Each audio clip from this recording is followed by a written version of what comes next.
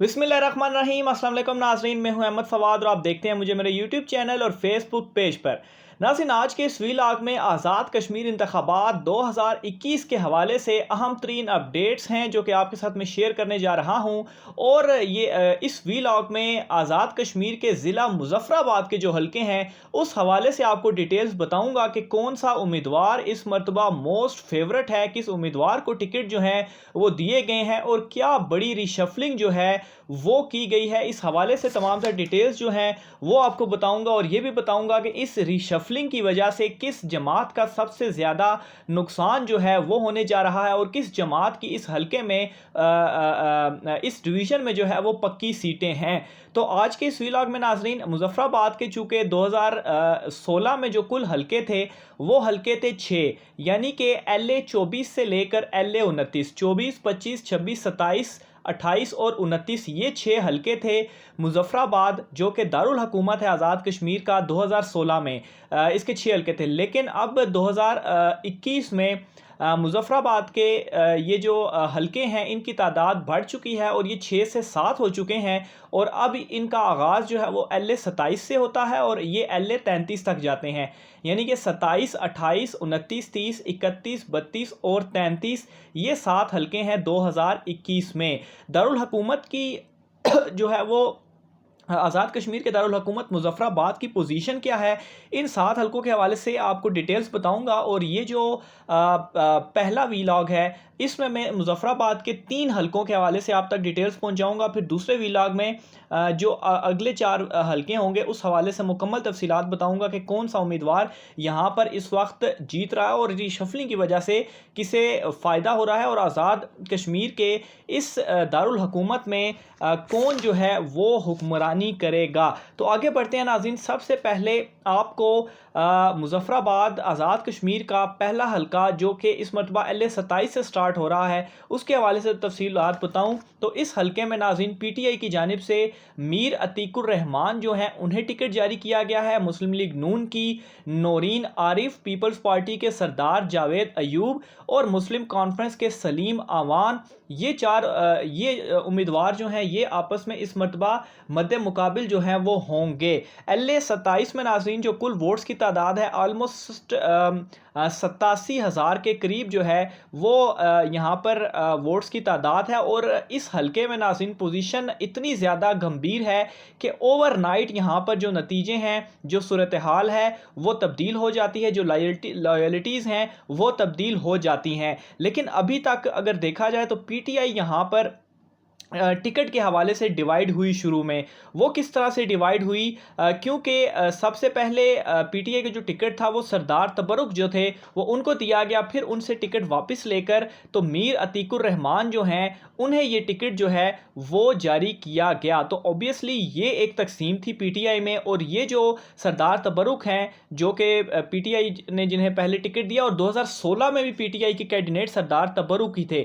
मीर अतीक जो थे वो 2016 में मुस्लिम कॉन्फ्रेंस के कैंडिडेट थे, लेकिन इस मरतबा वो PTI में आए और उन्हें जो है वो ये टिकट अब जारी हो चुका है। तो सरदार तबरुक जो हैं उन्होंने पीपल्स पार्टी को सारा जो उनका सियासी वज़न था उन्होंने उनकी झोली में डाल दिया, यानी कि सरदार जावेद अयूब साहब। और इसका फ़ायदा ऑब्वियसली पीपल्स पार्टी होगा और यहाँ पर PTI को नुकसान जो है वो उठाना पड़ेगा, क्योंकि सरदार तबरुक जो है वो अब उनकी साइड पर हो चुके हैं। लेकिन नाज़रीन PTI के जो मीर अतीक हैं वो भी काफ़ी मजबूत उम्मीदवार हैं और इसका अंदाज़ा यहाँ से भी लगाया जा सकता है कि 2016 के जो इंतखाबात थे, आया वहाँ पर 2016 में जीती तो मुस्लिम लीग नून थी और मुस्लिम लीग नून की जो नौरीन आरिफ साहिबा थी वो 2016 में यहाँ से जीती थी। और मुस्लिम कॉन्फ्रेंस के मीर अतीकुर रहमान जो कि 2016 में उम्मीदवार थे, अभी तो PTI के हो गए हैं, वो जो है वो दूसरे नंबर पर थे। तीसरे नंबर पर सरदार तबरुक जो कि PTI के 2016 में थे और पीपल्स पार्टी के सरदार जावेद वो भी 2016 के थे। तो ये इनकी नंबरिंग थी। लेकिन इस मरतबा इस तरह से हुआ मुस्लिम लीग नून ने तो नौरीन को ही टिकट जो है वो जारी किया, जो कि गुज़श्ता इंतखाबात में भी जीती थी। फिर उसके बाद मुस्लिम कॉन्फ्रेंस के जो 2016 मीर अतीकुर रहमान थे, वो अब उन्हें जो है वो PTI से टिकट जारी हुआ, जो कि उस वक्त दूसरे नंबर पर थे। तो ऑब्वियसली जब उन्हें PTI का टिकट जारी हुआ तो इससे भी उनका फ़र्क जो है वो बढ़ेगा और ऑब्वियसली वोट्स की तादाद उनकी बढ़ेगी।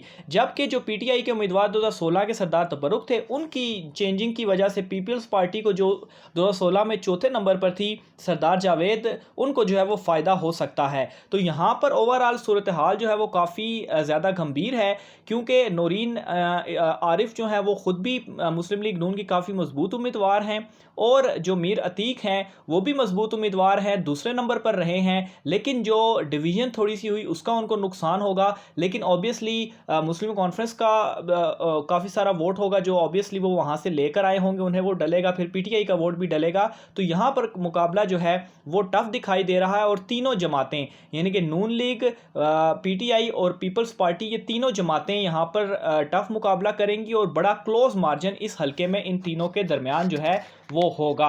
अगले हल्के की जानिब नाज़रीन बढ़ता हूँ, LA 28। ये जो दूसरा हल्का है इस मरतबा मुजफ्फराबाद का, इस पर नाज़रीन तकरीबन 76,000 जो वोट्स हैं वो उनकी जो है वो तादाद है। इस हल्के में नाज़रीन PTI की जानिब से चौधरी शहजाद अहमद इलेक्शन लड़ रहे हैं, उन्हें टिकट जारी किया गया। मुस्लिम लीग नून के सैयद मुर्तज़ा गिलानी, पीपल्स पार्टी के सैयद बाजिद नकवी, जबकि मुस्लिम कॉन्फ्रेंस के चौधरी आसिफ याकूब हैं। यहाँ पर नाज़रीन सूरत हाल इस तरह से बड़ी दिलचस्प पैदा हो चुकी है, क्योंकि इस मरतबा जो PTI की जानिब से जो टिकट जारी किया गया है वो है चौधरी शहजाद अहमद, और चौधरी शहजाद अहमद 2016 में मुस्लिम लीग नून के टिकट पर लड़े थे और इलेक्शन जो है वो जीते थे। जबकि जो PTI मुस्लिम लीग नून के इस मरतबा के जो उम्मीदवार हैं सैयद इफ्तिखार गिलानी, वो जो है गुज़श्ता इंतखाबात यानी कि 2016 में तीसरे नंबर पर रहे थे, और जो पीपल्स पार्टी के उम्मीदवार हैं यानी कि सैयद बाजिद अली नकवी, वो उन्हें इस मरतबा दोबारा टिकट जारी किया गया, और वो 2016 में दूसरे नंबर पर रहे थे। 2016 की मज़ीद सूरत हाल अगर मैं आपको बताऊं तो नून लीग पहले नंबर पर थी, यानी कि चौधरी शहजाद अहमद जो हैं वो, उन्हें 23,000, सैयद बाजिद अली पीपल्स पार्टी के 13,000, जबकि सैयद मुर्तज़ा गिलानी जो थे उन्हें 8,000 वोट जो हैं वो 2016 में पड़े थे। तो अब यही चौधरी शहजाद जो हैं वो PTI में शामिल हो गए, और ऑब्वियसली वहाँ पर वोट का फ़र्क देखा जाए तो 10,000 वोटों से जो है वो चौधरी शहजाद जीते थे। तो यहाँ पर वाज़े तौर पर अगर कोई कैंडिडेट फेवरेट दिखाई दे रहा है तो वो चौधरी शहजाद ही हैं, क्योंकि 2016 में भी वो जीते थे। लेकिन फ़र्क ये था कि 2016 में वो नून लीग की टिकट पर जीते थे, और 2021 में अब उन्हें पाकिस्तान तहरीक इंसाफ में वो शामिल हुए, और पाकिस्तान तहरीक इंसाफ का उन्हें टिकट मिला। तो यहाँ पर वाज़े तौर पर अगर 10,000 का उधर फ़र्क था, तो अभी वो ऑब्वियसली PTI का भी वोट होगा, तो यहाँ पर भी काफ़ी उनको फ़ायदा जो है वो इस चीज़ का होगा। जबकि दूसरे नंबर पर ऑब्वियसली अगर उन्हें कोई मुकाबला करेंगे तो वो सैयद बासित अली जो है वो उनका करेंगे, जबकि जो मुस्लिम लीग नून के उम्मीदवार हैं सैयद मुर्तज़ा गिलानी, उनका भी काफ़ी ज़्यादा वोट है। लेकिन अगर गुज़श्ता इंतखाबात का फ़र्क देखा जाए तो चौधरी शहजाद बतौर ज़ाती हैसियत में वो काफ़ी टफ उम्मीदवार हैं, और ऑब्वियसली अब वो नून लीग से PTI में शामिल हो चुके हैं, तो इसका जो है वो PTI को काफ़ी फ़ायदा होने जा रहा है। तीसरा हल्का नाज़रीन उसकी तरफ बढ़ता हूँ, LA 29 इस मरतबा का, जो कि मुजफ्फराबाद का इस मरतबा तीसरा हल्का है।